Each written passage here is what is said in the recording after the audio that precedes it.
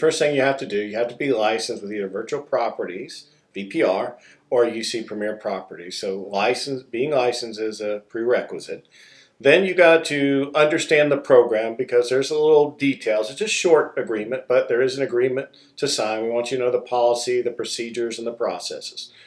The most important step is step 3, and that's clicking what we call the red button. And this is what makes everything crystal clear and secures your rights to passive residual income.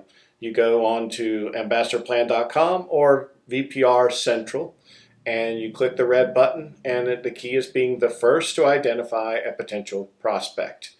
Then after you submit that through the red button, they have to meet with one of our staff within 45 days. We're going to extend that to 60 days, but it just doesn't say that yet. But 45 is to say 60 days. So they have to meet with them within 45, 60 days. There's no lifetime registrations.